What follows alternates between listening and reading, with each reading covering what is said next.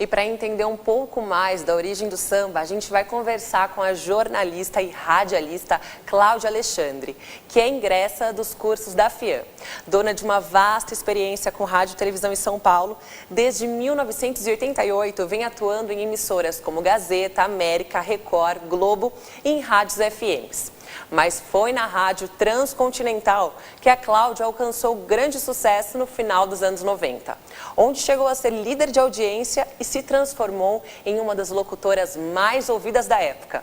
Atualmente, ela é apresentadora do programa Papo de Bamba, uma produção independente criada em 2012. Cláudia, muito obrigada pela sua presença novamente aqui no Depois da Aula. Eu que agradeço. Em ritmo de samba, já vamos... Ritmo de carnaval. Ritmo de carnaval, né? Já vamos começar... Voltando no nosso último programa, que a gente estava falando sobre da figura da mulher no samba. Sim, sim. Eu até queria comentar com você sobre a Alcione, que é uma figura muito importante, né? A gente Sim, vê... uma das grandes cantoras do Brasil, né? E do samba também. E uma representante de uma escola de samba, que é a Mangueira, né? Ela foi a fundadora da Mangueira do Amanhã. Então, ela é uma das cantoras que levanta a bandeira não só do samba, como das escolas de samba, como de sustentabilidade no samba, quando ela vem com essa proposta da Mangueira do Amanhã, né? E de uma escola de samba que é histórica, né? E a figura da mulher também, né? A figura ela é uma forte da mulher ela é uma pessoa muito forte, sim, né? Sim, que inspirou muitas cantoras de samba, né? Com então, certeza. A importância da Alcione tem que ser sempre lembrada. Falando em escola de samba, conta pra gente qual que é a sua escola de samba do coração aqui em São Paulo e no Rio de Janeiro. Em São Paulo. Em São Paulo é a Vai Vai, né? É uma escola de samba que eu conheci logo no começo da minha carreira. Eu não sou da escola de samba, mas eu tenho uma afinidade muito grande com a comunidade, né? Pela história que a escola tem. Foi por isso que eu escrevi um livro sobre a escola de samba Vai Vai, junto com o Tobias a Vai Vai, que foi um grande puxador da escola, mas também é o presidente de honra da escola. E atualmente, desde 2012, eu utilizo a Vai Vai como meu objeto de pesquisa. Entendi. Então, eu estudo a presença da religião, né, do candomblé, que está dentro da escola, e as escolas de samba. Então, eu faço esse paralelo entre a religiosidade de matriz africana e as manifestações populares da cultura afro-brasileira. Então, a Vai Vai eu tenho não só esse vínculo afetivo, né, mas também profissional, acadêmico. Que bacana. Vai Vai.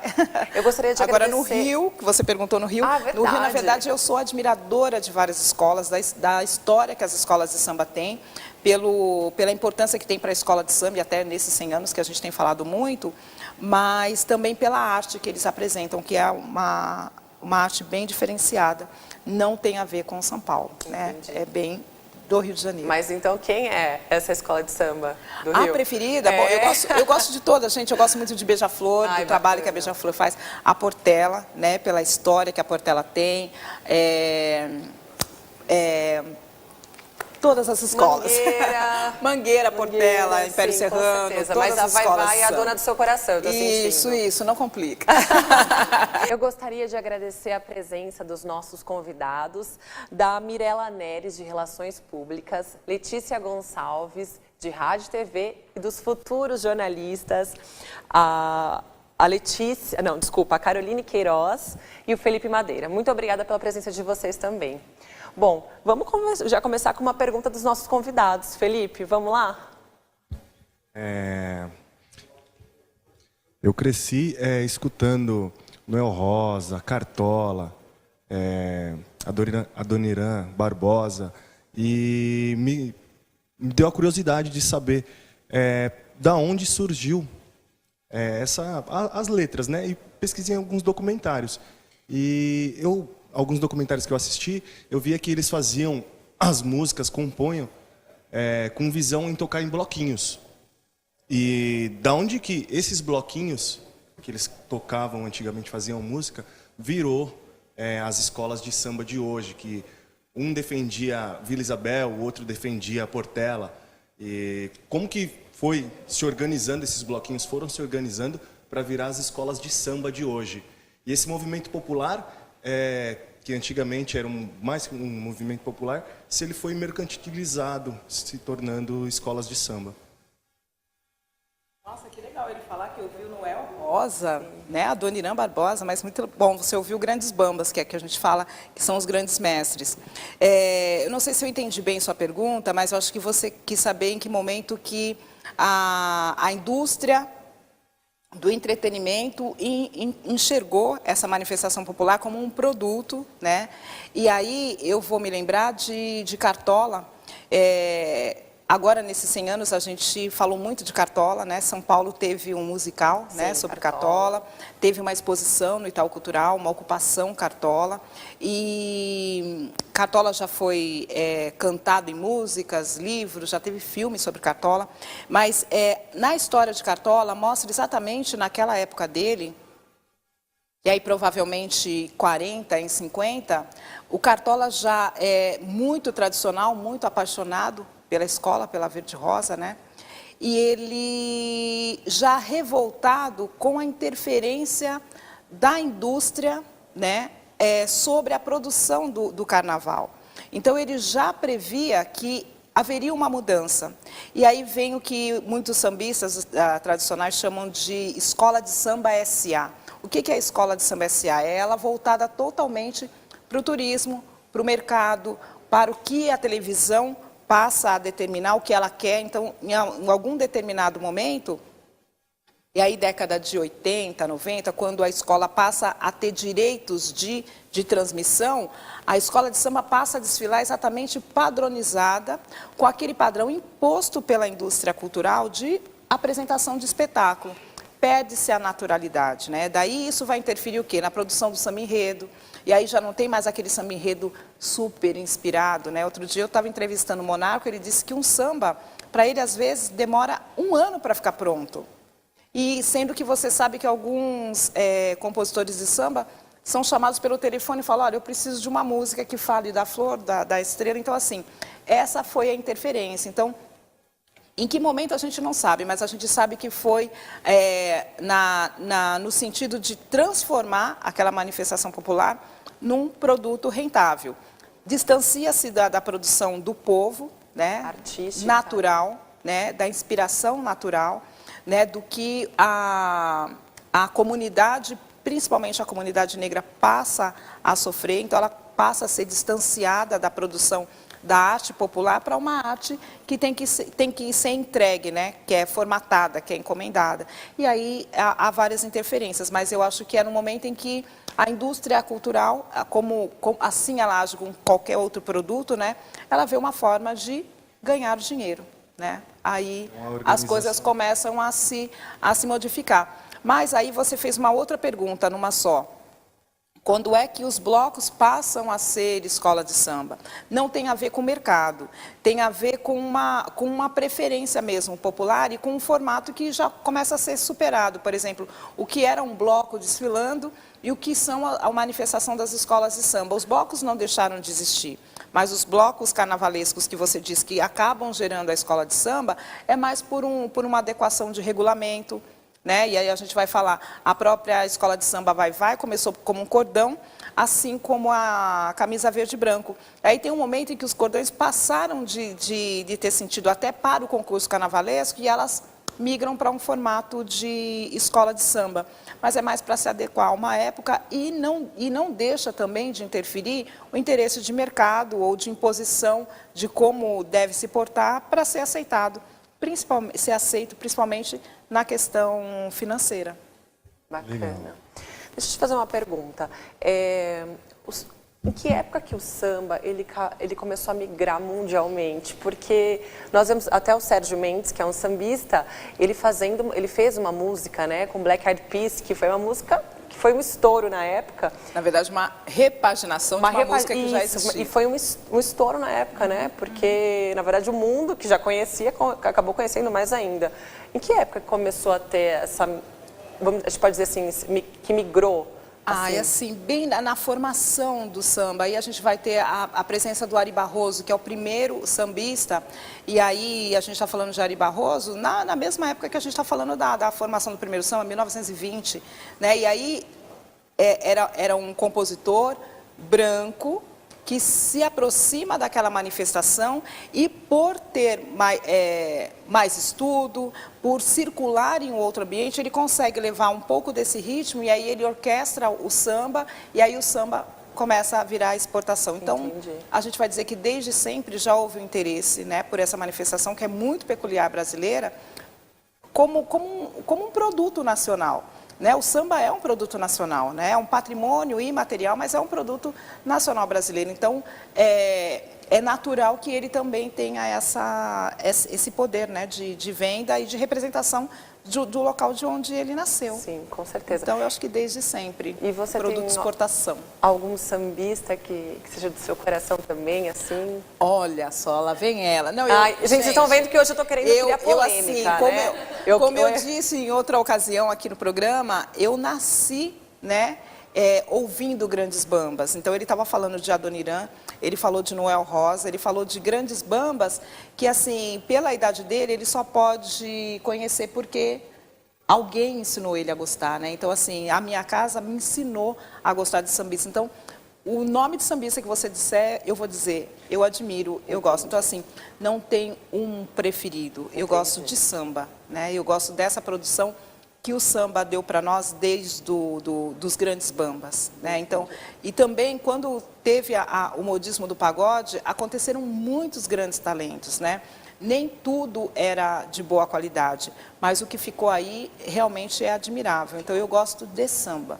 Bacana. Ajuda, né? Ajuda, mas eu ainda estou curiosa, porque...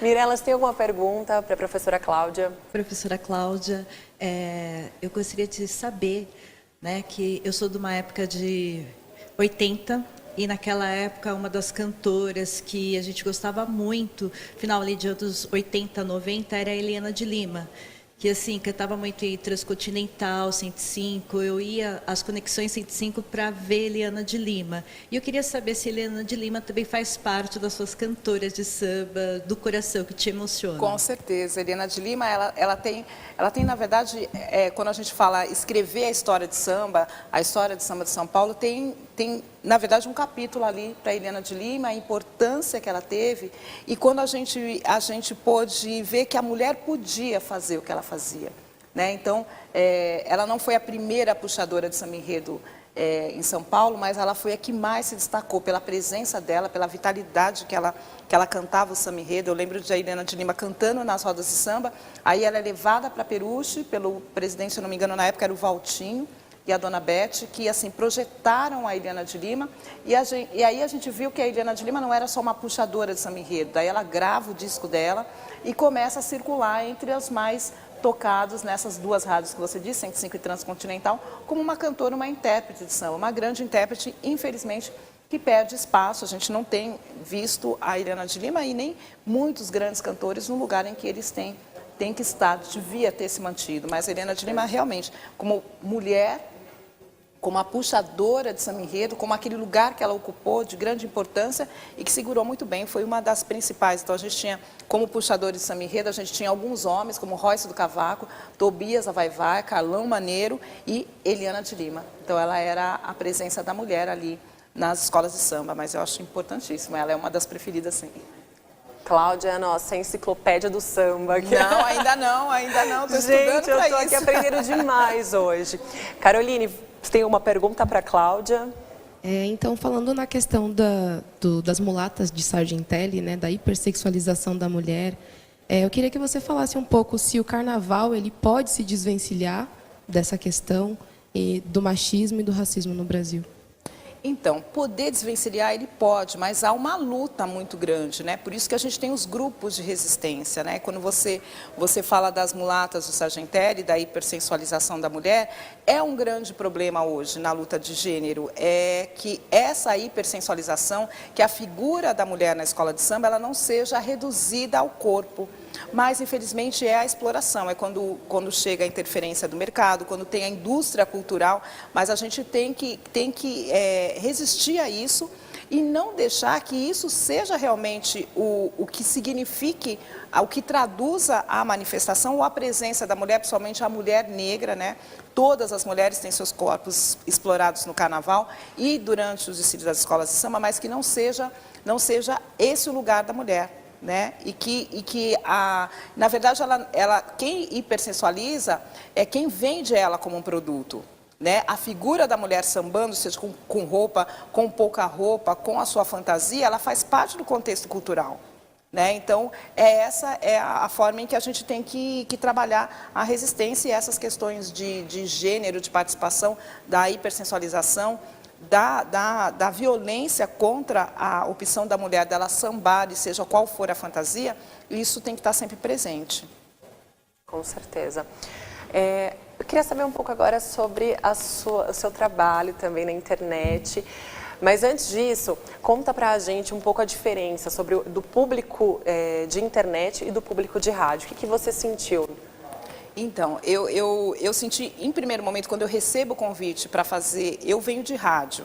Rádio não era a minha preferência, eu entrei naturalmente no rádio, me dei bem, falei, aqui que eu vou ficar. Com essa voz maravilhosa, gente. E eu me apaixonei pelo rádio, eu acho que assim, eu tenho paixão pelo rádio, não dá para explicar, mas eu gosto muito de fazer rádio. E aí, quando eu saio do rádio e recebo o convite para fazer um programa de web TV, então não era só o rádio na internet, não era só a voz, era a imagem também. Eu já tinha trabalhado com TV, mas a internet me assustou um pouco.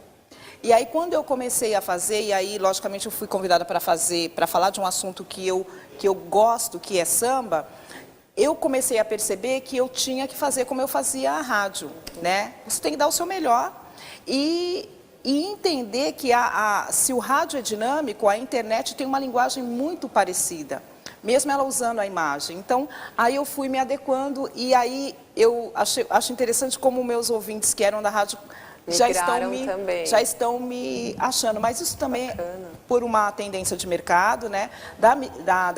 Da forma em que o rádio está migrando mesmo para a internet, eu acho que eu estou atualizada, mas não tem muita diferença em atuar no rádio e na internet. Tem de você realmente entender que é um público muito parecido e que ele vai te encontrar, né? Você a dinâmica de você encontrar o seu telespectador, o seu internauta, né? Porque agora é internauta, é diferente, mas é muito interessante, é tão instantâneo quanto você fazer rádio, né? E aí a longevidade que você estando na internet ela te dá e o alcance, né? Vai longe.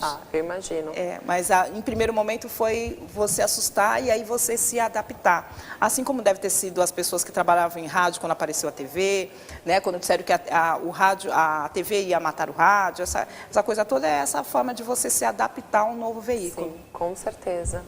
E você apresenta um programa também em Sorocaba? Isso, na verdade é o mesmo programa, é o Papo de Bamba. Em Sorocaba é uma TV, né, uma TV UHF e também canal por assinatura pela NET, que é a TVR em Sorocaba.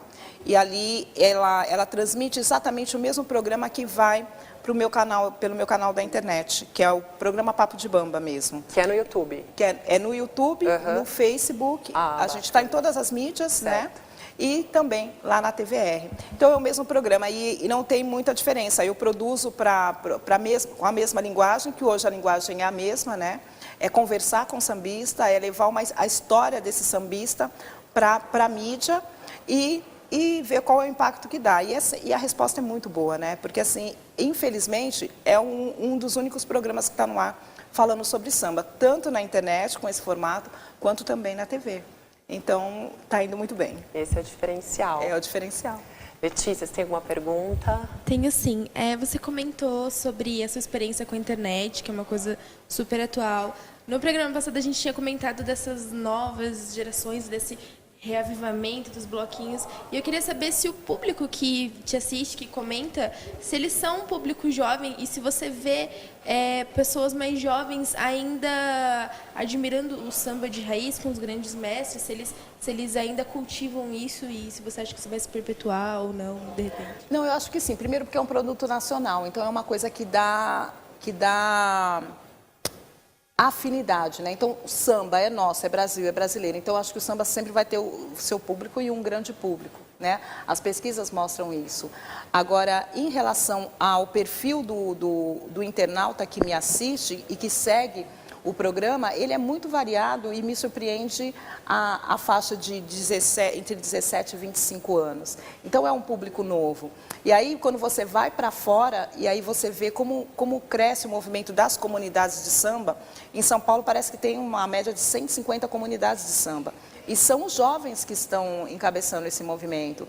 Então, eu acho que é a geração, né, que vai fazer isso continuar. Que é a grande questão, né? O samba agoniza, mas ele não morre. Não morre porque ele também se renova, baseado nos grandes bambas, né? No trabalho dos grandes bambas. Não deixa o samba morrer, não deixa o exatamente. samba acabar, com certeza.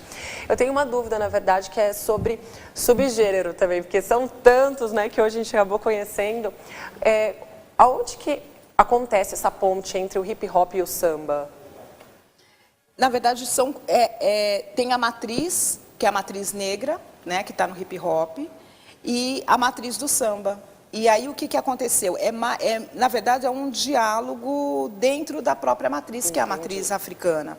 E hoje nós temos o primeiro representante que a gente tem, mesmo que ele diga, depois que eu percebi, dizia que era o Jair Rodrigues, foi o Jair Rodrigues em trazer o verso, e aí a gente vai falar da melodia. Eu não estudei música, eu acompanho, mas aí a melodia quebrada e os versos que já aconteciam no samba. Quando a gente fala o próprio Pelo Telefone, ele era uma composição de muitos versos, ele não é tão curto quanto ele foi gravado. Entendi. E aí vem o Jair Rodrigues com aquela forma quebrada de falar e trazer o verso para a música. Aí ele se junta com o movimento do hip hop, e aí eu estou falando do Rappin' Hood, que encontra Jair Rodrigues e passa a fazer o Rappin' Hood, se eu não me engano, ele fez dois CDs cantando o samba e o rap. Aí tem o Marcelo D2. E quando você vê vai estudar Bezerra de Menezes, Bezerra da Silva. O Bezerra da Silva também traz uma... Alguém cantou o Bezerra da Silva.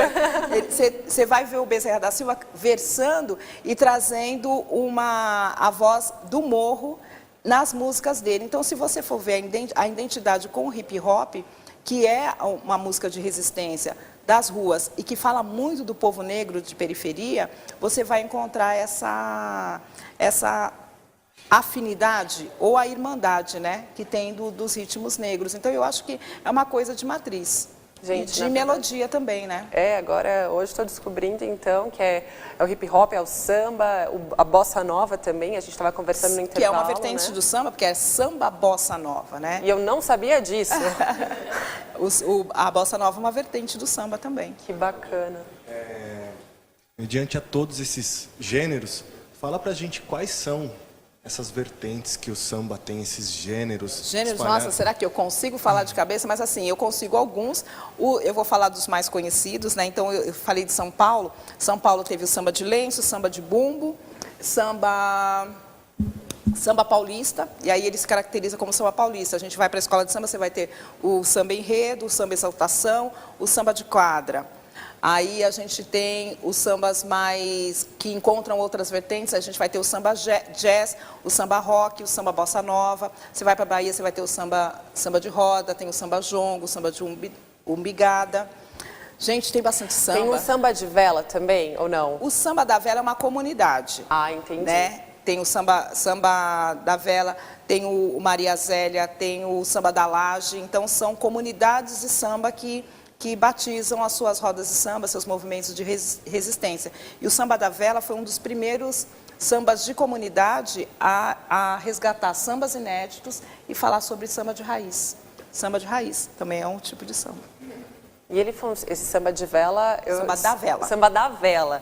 Eu descobri também que é uma vela, enquanto isso tem essa a vela troca. É o que caracteriza. Eles acendem a vela, é um samba que acontece toda segunda-feira na Zona Sul de São Paulo. Que bacana. Eles acendem a vela, e aí a vela que dura acho que 3 horas, então é o tempo em que dura o samba. Que bacana. Acendem a vela, começou o samba. Toca-se, eles revezam composições inéditas, né? São compositores que primam por por trazer a produção musical da comunidade e sambas inéditos para serem compartilhados com quem está no samba. Quando a vela apaga, acabou o samba. Mirela, alguma pergunta? Tenho sim. Falando de samba, de matriz, professora Cláudia, eu queria saber a religião. O samba e a religião que tem a matriz aí africana. Eu queria que a senhora falasse um pouco sobre isso, apesar que o samba ele agrada a qualquer religião, né? Com certeza. Mas na verdade o samba ele vem com a matriz, então a gente tem, ainda há uma controvérsia se o samba era semba, né? Porque a gente vai para Angola e o samba ele chega no Brasil, para a gente falar só de religião, ele chega no Brasil com o primeiro grupo de negros que vem escravizados, que são os bantos que vêm daquela região de Congo, Angola, que tinha como característica o batuque, a dança, o canto e o culto ao ancestral. Aí eles chegam, são distribuídos por algumas regiões, eles vêm para a região do café, para a região mais rural.